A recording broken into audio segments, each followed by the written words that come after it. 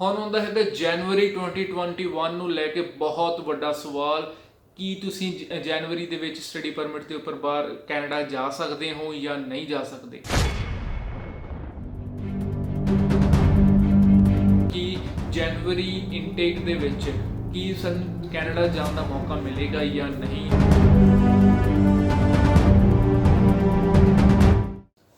Hello guys, ਸੋ ਅੱਜ IRCC ਦਾ ਇੱਕ webinar ਹੋਇਆ ਹੈ 24 ਸੈਪਟੈਂਬਰ 2020 ਨੂੰ, ਤੇ ਉਹਦੇ ਰਿਗਾਰਡਿੰਗ ਬਹੁਤ ਸਾਰੇ ਕੁਐਸਚਨਸ ਜਿਹੜੇ ਹੈਗੇ ਆ ਉਹ ਸਟੂਡੈਂਟਸ ਨੇ ਪੁੱਛੇ ਆ, ਤੇ ਉਹਨਾਂ 'ਚ ਕੁਝ ਕੁਐਸਚਨਸ ਇਹੋ ਜਿਹੇ ਜਿਹੜੇ ਕਿ ਬਹੁਤ ਜ਼ਿਆਦਾ ਕਾਮਨ ਸੀਗੇ। ਸੋ ਉਹ ਪਹਿਲਾਂ ਵੀ ਮੈਂ ਆਪਦੀ ਵੀਡੀਓਜ਼ ਦੇ ਵਿੱਚ ਉਹਨਾਂ ਨੂੰ ਐਡਰੈਸ ਕੀਤਾ ਹੋਇਆ, ਤਾਂ ਉਹਨਾਂ ਦੋਵਾਂ ਵੀਡੀਓਜ਼ ਦੇ ਲਿੰਕ ਤੁਹਾਨੂੰ ਨੀਚੇ ਡਿਸਕ੍ਰਿਪਸ਼ਨ ਦੇ ਵਿੱਚ ਮਿਲ ਜਾਣਗੇ, ਠੀਕ ਹੈ। ਜਾਂ ਫਿਰ ਤੁਸੀਂ ਇੱਧਰ ਜਿਹੜਾ ਆਈ ਵਾਲਾ ਬਟਨ ਸ਼ੋ ਹੋ ਰਿਹਾ ਉਹਦੇ ਵਿੱਚ ਵੀ ਤੁਸੀਂ ਉਹ ਪਲੇਲਿਸਟ ਦੇਖ ਸਕਦੇ ਹੋ। ਸੋ ਨਾਓ ਹੁਣ ਜਿਹੜੇ ਨਵੇਂ ਕੁਐਸਚਨਸ ਹੈਗੇ ਆ ਉਹ ਕੀ ਨੇ? ਸੋ ਫਸਟ ਕੁਐਸਚਨ ਇਹ ਪੁੱਛਿਆ ਗਿਆ ਕਿ ਅਸੀਂ ਕੈਨੇਡਾ ਜਾ ਸਕਦੇ ਹਾਂ। ਸਭ ਤੋਂ ਪਹਿਲਾ ਸਵਾਲ, ਸਭ ਤੋਂ ਬੇਸਿਕ ਸਵਾਲ, ਕਿ ਅਸੀਂ ਅੱਜ ਵੀ ਕੈਨੇਡਾ ਜਾ ਸਕਦੇ ਹਾਂ ਔਨ AIP, ਠੀਕ ਹੈ। AIP ਦੇ ਉੱਪਰ ਜਾਂ ਫਿਰ ਜਿਨ੍ਹਾਂ ਦਾ 18 ਮਾਰਚ 2020 ਤੋਂ ਪਹਿਲਾਂ ਦਾ ਵੀਜ਼ਾ ਆਇਆ ਹੋਇਆ, ਕੀ ਉਹ ਜਾ ਸਕਦੇ ਆ? ਸੋ ਦਾ answer is yes, they can go ਜੇਕਰ ਤੁਹਾਡਾ ਵੀਜ਼ਾ ਪਹਿਲਾਂ ਆ ਚੁੱਕਿਆ। if you got the visa before 18th March 2020 then you can go। and second thing is ਜੇਕਰ ਤੁਹਾਡਾ AIP ਆਇਆ ਹੋਇਆ and ਤੁਹਾਡਾ ਜਿਹੜਾ ਕਾਲਜ ਹੈ ਇਹ ਤੁਹਾਨੂੰ ਲਿਖ ਕੇ ਦਿੰਦਾ ਕਿ ਯੈਸ ਕਿ ਤੁਹਾਡਾ ਜਿਹੜਾ ਕੈਨੇਡਾ ਜਾਣਾ ਬਹੁਤ ਜ਼ਿਆਦਾ ਇੰਪੋਰਟੈਂਟ ਆ, ਉਹਦੇ ਬਿਨਾਂ ਤੁਹਾਡੀ ਕਲਾਸਿਸ ਨਹੀਂ ਲੱਗ ਸਕਦੀਆਂ, only then you can go to Canada, otherwise you can't। ਤਾਂ ਉਹਦੇ ਲਈ ਕੀ ਚਾਹੀਦਾ ਹੈਗਾ? ਇੱਕ ਤਾਂ ਤੁਹਾਨੂੰ ਚਾਹੀਦਾ ਹੈਗਾ ਆਪਦੇ DLI ਤੋਂ ਲੈਟਰ ਆਫ ਆਥੋਰਾਈਜੇਸ਼ਨ, ਜਿਹਦੇ ਵਿੱਚ ਉਹ ਲਿਖਿਆ ਹੋਏਗਾ ਸਪੈਸ਼ਲੀ ਕਿ ਤੁਹਾਨੂੰ ਕਿਸ ਪਰਪਸ ਦੇ ਲਈ ਬੁਲਾਇਆ ਜਾ ਰਿਹਾ ਹੈਗਾ ਕੈਨੇਡਾ, ਠੀਕ ਹੈ। ਤਾਂ ਕਿਉਂ ਤੁਹਾਡਾ ਉੱਥੇ ਹੋਣਾ ਜ਼ਰੂਰੀ ਹੈਗਾ, ਉਸ ਆਥੋਰਾਈਜੇਸ਼ਨ ਲੈਟਰ ਤੁਹਾਡਾ DLI ਪ੍ਰੋਵਾਈਡ ਕਰੇਗਾ। ਜੇਕਰ ਤੁਹਾਡਾ ਕਾਲਜ ਉਹ ਲੈਟਰ ਦਿੰਦਾ ਹੈਗਾ ਆਥੋਰਾਈਜੇਸ਼ਨ ਲੈਟਰ, ਤਾਂ ਫਿਰ ਤੁਸੀਂ ਪਲੇਨ ਦੇ ਉੱਪਰ ਇਹ ਲੈਟਰ ਨੂੰ ਦਿਖਾ ਕੇ ਤੁਸੀਂ ਜਾ ਸਕਦੇ ਹੋ ਕੈਨੇਡਾ। ਐਂਡ ਦੈਨ ਉੱਥੇ ਜਿਹੜਾ CBSE ਆਫਿਸਰ ਹੋਏਗਾ ਉਹਨੂੰ ਅਗੇਨ ਤੁਹਾਨੂੰ ਦਿਖਾਉਣਾ ਪਏਗਾ ਕਿ ਕਿਉਂ ਤੁਹਾਡਾ ਕੈਨੇਡਾ ਹੋਣਾ ਬਹੁਤ ਜ਼ਰੂਰੀ ਹੈ। ਉਸ ਤੋਂ ਤੁਹਾਨੂੰ ਕੁਝ ਕੁਐਸਚਨਸ ਵੀ ਪੁੱਛੇ ਜਾਣ ਐਂਡ ਦੈਨ ਫਿਰ ਕੀ ਹੋਏਗਾ, ਤੁਹਾਨੂੰ ਉੱਥੇ ਐਡਮਿਸ਼ਨ ਦੇ ਦਿੱਤਾ ਜਾਏਗਾ। ਸੋ ਨੈਕਸਟ ਚੀਜ਼ ਆਉਂਦੀ ਹੈ ਕਿ ਤੁਸੀਂ ਕਦੋਂ ਕੈਨੇਡਾ ਜਾ ਸਕਦੇ ਹੋ। ਸੋ ਮੈਕਸਿਮਮ ਜਿਹੜਾ ਪੀਰੀਅਡ ਹੁਣ ਦੱਸਿਆ ਹੈਗਾ ਕੈਨੇਡਾ ਨੇ ਜਾਂ IRCC ਨੇ, ਉਹ 3 ਵੀਕਸ ਦਾ ਦਿੱਤਾ ਹੈਗਾ, ਠੀਕ ਹੈ। ਤੁਸੀਂ 3 ਹਫ਼ਤੇ ਪਹਿਲਾਂ ਆਪਦੀ ਕਲਾਸਿਸ ਸ਼ੁਰੂ ਹੋਣ ਤੋਂ ਕੈਨੇਡਾ ਦੇ ਵਿੱਚ ਐਂਟਰ ਕਰ ਸਕਦੇ ਹੋ। ਉਸ ਤੋਂ ਜ਼ਿਆਦਾ ਟਾਈਮ ਪਹਿਲਾਂ ਤੁਸੀਂ ਬਿਲਕੁਲ ਵੀ ਨਹੀਂ ਕਰ ਸਕਦੇ। ਜੇਕਰ ਤੁਸੀਂ 4 ਹਫ਼ਤੇ ਪਹਿਲਾਂ ਜਾਂ 5 ਹਫ਼ਤੇ ਪਹਿਲਾਂ ਜਾਂ 6 ਹਫ਼ਤੇ ਪਹਿਲਾਂ ਜਾਂ ਕੋਈ ਵੀ ਹੋਰ ਟਾਈਮ ਪਹਿਲਾਂ ਤੁਸੀਂ ਜਾਂਦੇ ਹੋ, ਤਾਂ ਫਿਰ ਤੁਹਾਨੂੰ ਡਿਪੋਰਟ ਕੀਤਾ ਜਾ ਸਕਦਾ, ਤੁਹਾਨੂੰ ਵਾਪਸ ਭੇਜਿਆ ਜਾ ਸਕਦਾ, ਠੀਕ ਹੈ। ਐਟਲੀਸਟ 3 ਹਫ਼ਤੇ ਦਾ ਟਾਈਮ ਪੀਰੀਅਡ ਹੈਗਾ ਜਦੋਂ ਤੁਸੀਂ ਕੈਨੇਡਾ ਐਂਟਰ ਕਰ ਸਕਦੇ ਹੋ ਕਲਾਸਿਸ ਸ਼ੁਰੂ ਹੋਣ ਤੋਂ ਪਹਿਲਾਂ। ਸੋ ਅਗੇਨ ਸਟੂਡੈਂਟਸ ਪੁੱਛ ਰਹੇ ਸੀ ਕਿ ਕਿਹੜੇ ਡਾਕੂਮੈਂਟਸ ਦੀ ਜ਼ਰੂਰਤ ਪੈਂਦੀ ਹੈ SDS ਅਤੇ ਨੌਨ SDS ਦੇ ਲਈ। ਸੋ SDS ਦੇ ਡਾਕੂਮੈਂਟਸ ਮੈਂ ਇਸ ਸਾਈਡ ਦੇ ਉੱਪਰ ਸ਼ੋ ਕਰ ਰਿਹਾ, ਨੌਨ SDS ਦੇ ਇਸ ਸਾਈਡ ਆ। SDS ਦੇ ਹੈਗੇ ਆ, ਇੱਕ ਸਭ ਤੋਂ ਪਹਿਲਾਂ ਤੁਹਾਡਾ ਆਫਰ ਲੈਟਰ, ਜਿਹਨੂੰ ਆਪਾਂ LOA ਕਹਿ ਦਿੰਦੇ ਹਾਂ, ਲੈਟਰ ਆਫ ਅਸੈਪਟੈਂਸ। ਫਿਰ ਸੈਕਿੰਡ ਚੀਜ਼ ਹੁੰਦੀ ਹੈਗੀ SDS ਦੇ ਵਿੱਚ ਤੁਹਾਡਾ IELTS ਦਾ ਸਕੋਰ, ਜਿਹਦੇ ਵਿੱਚ ਤੁਹਾਡੇ ਈਚ 6 ਬੈਂਡਸ ਹੋਣੇ ਚਾਹੀਦੇ, ਹਰ ਇੱਕ ਮੋਡਿਊਲ ਦੇ ਵਿੱਚ 6 ਬੈਂਡਸ ਹੋਣੇ ਚਾਹੀਦੇ ਆ, ਠੀਕ ਹੈ। ਸੋ ਓਵਰਆਲ 6 ਜਾਂ 6+ ਬੈਂਡਸ ਤੁਹਾਡੇ ਜਿਹੜੇ ਹੈਗੇ ਉਹ ਹੋਣੇ ਚਾਹੀਦੇ ਆ। ਥਰਡ ਥਿੰਗ ਹੈਗੀ ਆ ਫਸਟ ਈਅਰ ਦੀ ਫੀਸ। ਜਦੋਂ ਤੁਸੀਂ ਫਸਟ ਈਅਰ ਦੀ ਫੀਸ ਨੂੰ ਦਿਖਾ ਦਿੰਦੇ ਹੋ, ਜਦੋਂ ਤੁਸੀਂ ਫਸਟ ਈਅਰ ਦੀ ਫੀ ਭਰਦੇ ਹੋ, ਤਾਂ ਉਹਦੀ ਜਿਹੜੀ ਰਸੀਟ ਆ ਉਹ ਵੀ ਤੁਹਾਨੂੰ ਨਾਲ ਆਪਦੀ ਐਪਲੀਕੇਸ਼ਨ 'ਤੇ ਲਗਾਉਣੀ ਪਏਗੀ। ਨੈਕਸਟ ਆਉਂਦੀ ਹੈਗੀ GIC ਤੁਹਾਡੀ 10,000 ਕੈਨੇਡੀਅਨ ਡਾਲਰਸ ਦੀ ਹੈਗੀ ਆ, ਉਹਦੀ ਜਿਹੜੀ ਰਸੀਟ ਆ, ਉਹਦੇ ਜਿਹੜੇ ਡਾਕੂਮੈਂਟਸ ਆ ਉਹ ਵੀ ਨਾਲ ਅਟੈਚ ਕਰਨੇ ਪੈਣਗੇ। ਫਿਰ ਜਿਹੜੇ ਤੁਹਾਡੇ ਕਾਲਜ ਦੀ, ਤੁਹਾਡੇ ਸਕੂਲ ਦੀ ਟ੍ਰਾਂਸਕ੍ਰਿਪਟਸ ਹੈਗੀਆਂ ਉਹ ਐਡ ਕਰਨੀਆਂ ਪੈਣਗੀਆਂ। And SOP statement of purpose ਜਿਹੜੀ ਉਹ ਬਹੁਤ ਜ਼ਿਆਦਾ ਇੰਪੋਰਟੈਂਟ ਹੁੰਦੀ ਆ, ਉਹਨੂੰ ਪਲੀਜ਼ ਧਿਆਨ ਨਾਲ ਬਣਾ ਕੇ ਫਿਰ ਤੁਸੀਂ ਅੱਗੇ ਸੈਂਡ ਕਰੋ। ਤੇ ਲਾਸਟ ਤੇ ਆਉਂਦਾ ਹੈਗਾ ਜਿਹੜੇ ਲੋਕ ਕੁਬੈਕ ਦੇ ਵਿੱਚ ਐਡਮਿਸ਼ਨ ਲੈਣਾ ਚਾਹੁੰਦੇ ਆ, ਉਹਨਾਂ ਦੇ ਲਈ CAQ ਵੀ ਇੰਪੋਰਟੈਂਟ ਆ। ਨਾਓ ਨੌਨ SDS ਦੇ ਸਾਰੇ ਡਾਕੂਮੈਂਟਸ ਤਕਰੀਬਨ ਸੇਮ ਹੁੰਦੇ ਆ।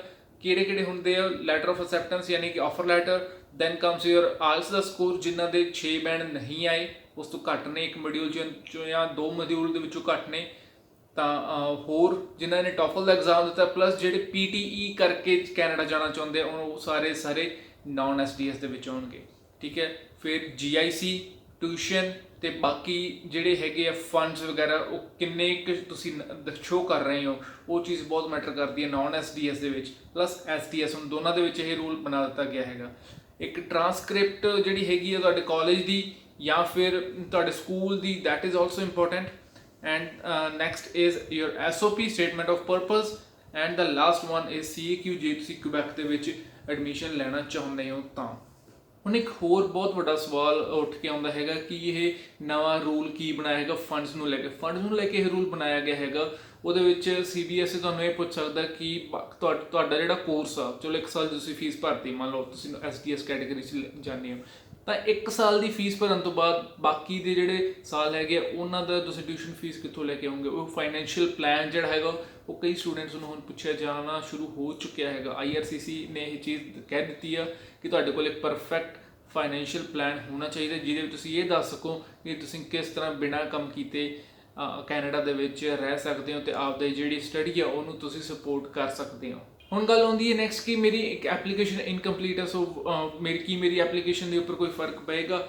ਇੱਕ ਸਪੈਸੀਫਿਕ ਟਾਈਮ ਪੀਰੀਅਡ ਤੱਕ ਜਿਹੜੀ ਤੁਹਾਡੀ ਐਪਲੀਕੇਸ਼ਨ ਹੈ ਉਹਦੇ ਲਈ ਡਾਕੂਮੈਂਟਸ ਮੰਗੇ ਜਾਣਗੇ ਤੇ ਜਦੋਂ ਉਹ ਟਾਈਮ ਪੀਰੀਅਡ ਪੂਰਾ ਹੋ ਜਾਏਗਾ and you do not submit your documents ਤਾਂ ਕੀ ਹੋਏਗਾ? ਤਾਂ ਜਿਹੜੀ ਤੁਹਾਡੀ ਐਪਲੀਕੇਸ਼ਨ ਹੈਗੀ ਉਹਨੂੰ SDS ਤੋਂ ਚੇਂਜ ਕਰਕੇ ਨਾਨ SDS ਦੇ ਵਿੱਚ ਭੇਜ ਦਿੱਤਾ ਜਾਏਗਾ। ਠੀਕ ਹੈ ਜੀ, ਇਹ ਚੀਜ਼ ਇੱਕ ਨਵਾਂ ਰੂਲ ਲਗਾ ਲਓ ਜਾਂ ਫਿਰ ਨਵੀਂ ਇੱਕ ਪ੍ਰੋਸੈਸਿੰਗ ਲਗਾ ਲਓ IRCC ਵੱਲੋਂ।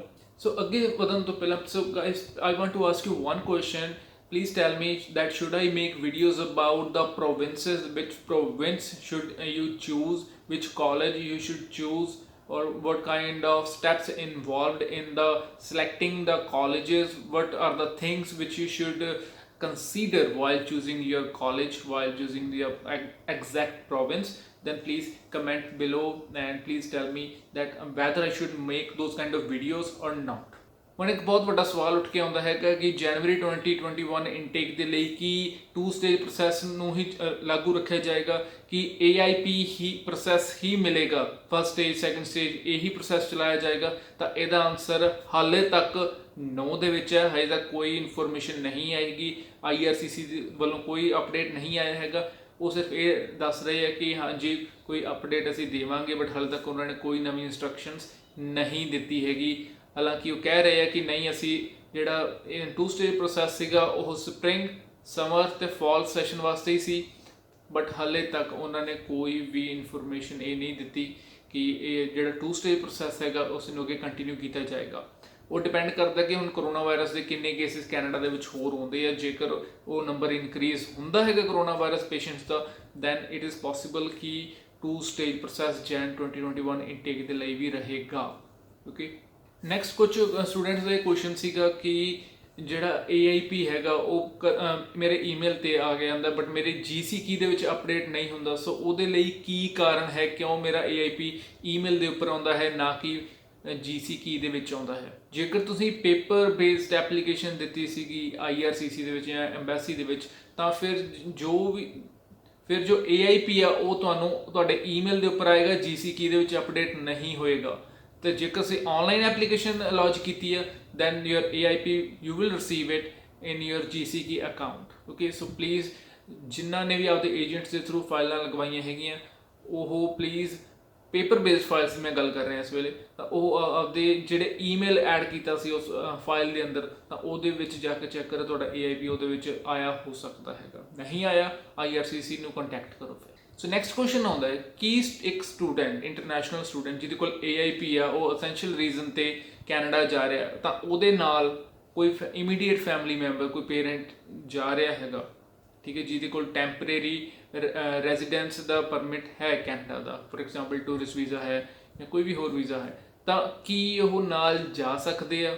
ਤਾਂ ਇਹੋ ਜਿਹੇ ਕੇਸਿਸ ਦੇ ਵਿੱਚ, ਹਾਲਾਂਕਿ ਇਹ ਬਹੁਤ ਥੋੜੇ ਆ ਬਟ ਫਿਰ ਵੀ IRCC ਨੇ ਇਹ ਕਿਹਾ ਹੈਗਾ ਕਿ ਉਹ ਇੱਕ ਲੈਟਰ ਇਸ਼ੂ ਕਰਨਗੇ, ਆਥੋਰਾਈਜੇਸ਼ਨ ਲੈਟਰ ਕਹਿੰਦੇ ਆ ਉਸ ਨੂੰ, ਤੇ ਜਦੋਂ ਤੱਕ ਉਹ ਆਥੋਰਾਈਜ਼ ਨਹੀਂ ਹੁੰਦਾ ਤਾਂ ਉਦੋਂ ਤੱਕ ਜੇਕਰ ਜਾਂਦੇ ਵੀ ਹੈ ਕੈਨੇਡਾ, ਠੀਕ ਹੈ, ਤਾਂ CBSA ਵੱਲੋਂ ਉਹਨਾਂ ਨੂੰ ਵਾਪਸ ਭੇਜ ਦਿੱਤਾ ਜਾਏਗਾ ਕਿਉਂਕਿ ਆਥੋਰਾਈਜੇਸ਼ਨ ਲੈਟਰ IRCC ਵੱਲੋਂ ਨਹੀਂ ਹੋਏਗਾ। ਜਦੋਂ ਤੱਕ ਉਹ ਨਹੀਂ ਹੁੰਦਾ ਉਦੋਂ ਤੱਕ ਕੋਈ ਵੀ ਚੀਜ਼ ਹੋਣੀ ਇੰਪੋਸੀਬਲ ਹੈ, ਠੀਕ ਹੈ। ਸੋ ਬੈਟਰ ਇਹੀ ਹੈ ਕਿ ਆਥੋਰਾਈਜੇਸ਼ਨ ਲੈਟਰ ਲਓ ਜੇਕਰ ਨਾਲ ਜਾਣਾ ਹੈ। ਨੈਕਸਟ ਕੁਐਸਚਨ ਇਹ ਹੈ ਕਿ CBSA ਆਫਿਸਰ ਨੇ ਸਾਨੂੰ ਇਹ ਕਹਿ ਕੇ ਸਾਡੀ ਫਾਈਲ ਨੂੰ ਰਿਜੈਕਟ ਕਰਤਾ ਜਾਂ ਫਿਰ ਸਾਨੂੰ ਵਾਪਸ ਭੇਜ ਦਿੱਤਾ ਜਾਂ ਸਾਡਾ ਰਿਫਿਊਜ਼ਲ ਆ ਗਈ ਕਿ ਤੁਸੀਂ ਆਪਦੇ ਕੰਟਰੀ ਦੇ ਵਿੱਚ ਵਾਪਸ ਨਹੀਂ ਆਓਗੇ। ਇਹ ਬਹੁਤ ਲੋਕਾਂ ਦੇ ਨਾਲ ਹੋ ਰਿਹਾ ਤੇ ਉਹਦੇ ਪਿੱਛੇ ਕਾਰਨ ਕੀ ਹੈ? ਤੁਹਾਡਾ ਮੇਨ ਕਾਰਨ ਹੁੰਦਾ ਤੁਹਾਡਾ SOP ਪਿੱਛੇ, ਠੀਕ ਹੈ।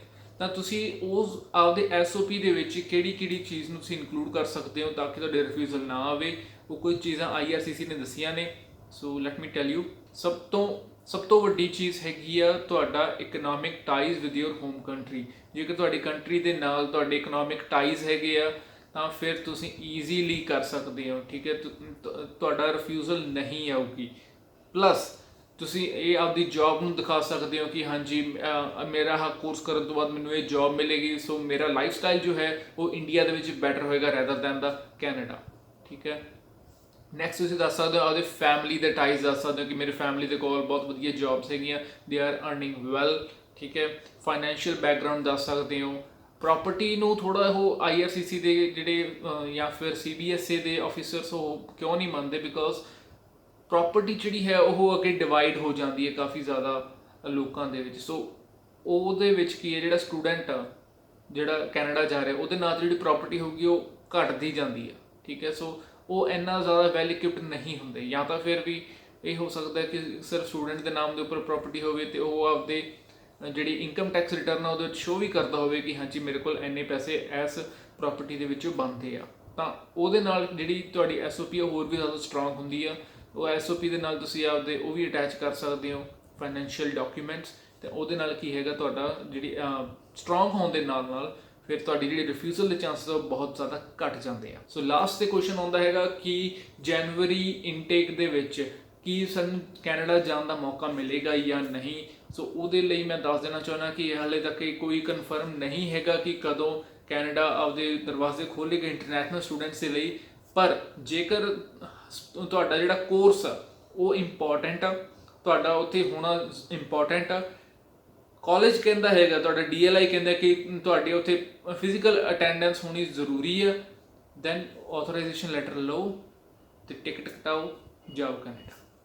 ਸਭ ਤੋਂ ਬੈਸਟ ਤਰੀਕਾ ਅੱਜ ਦੇ ਟਾਈਮ ਇਹੀ ਹੈ ਜੇ ਤੁਸੀਂ ਕੈਨੇਡਾ ਜਾਣਾ ਚਾਹੁੰਦੇ ਹੋ। ਪਰ ਇੱਕ ਚੀਜ਼ ਹੋਰ ਹੈ ਕਿ ਜੌਬਸ ਜਿਹੜੀਆਂ ਹੈਗੀਆਂ ਉਹ ਸ਼ਾਇਦ ਤੁਹਾਨੂੰ ਮਿਲੇ, ਸ਼ਾਇਦ ਤੁਹਾਨੂੰ ਨਾ ਮਿਲੇ, ਸ਼ਾਇਦ ਤੁਹਾਨੂੰ ਪਾਰਟ ਟਾਈਮ ਵਰਕ ਪਰਮਿਟ ਮਿਲੇ ਜਾਂ ਨਾ ਮਿਲੇ, ਔਨ ਕੈਂਪਸ ਆਫ ਕੈਂਪਸ ਸ਼ਾਇਦ ਤੁਹਾਨੂੰ ਵਰਕ ਮਿਲੇ ਨਾ ਮਿਲੇ। ਸੋ ਉਹ ਚੀਜ਼ ਤੁਹਾਨੂੰ ਜ਼ਰੂਰ ਖਿਆਲ 'ਚ ਰੱਖਿਓ ਕਿ ਇਹ ਨਹੀਂਗਾ ਕਿ ਜਾਂਦੇ ਸਰ ਤੁਹਾਡੇ ਸੇ ਜੌਬ ਪਈ ਹੋਏਗੀ, ਠੀਕ ਹੈ। ਤਾਂ ਉਹ ਇਸ ਚੀਜ਼ ਨੂੰ ਥੋੜਾ ਜਿਹਾ ਧਿਆਨ ਦਿਓ ਕਿ ਤੁਹਾਡਾ ਜਾਣਾ ਇੰਨਾ ਜ਼ਿਆਦਾ ਜ਼ਰੂਰੀ ਹੈ ਜਾਂ ਨਹੀਂ ਹੈ। ਇਹ ਸੀਗਾ ਅੱਜ ਦਾ ਵੀਡੀਓ। ਕੋਈ ਵੀ ਤੁਹਾਡੇ ਕੁਐਸਚਨਸ ਹੋਣ, if you have any question just put down in the comment box and I will personally address to your query, ਠੀਕ ਹੈ। ਮੈਂ ਕੋਈ ਪਰਸਨ ਨਹੀਂ ਹੋਰ ਅਟੈਚ ਕਰਾਂਗਾ ਜਿਹੜਾ ਕਿ ਤੁਹਾਡੇ ਕੁਐਸਚਨਸ ਦਾ ਆਨਸਰ ਦੇਗਾ। ਆਈ will personally tell you what to do, okay? So please put down the comments and please tell me what other kind of videos do you guys need. Okay, that's from my side. My name is Naprit Singh, signing off.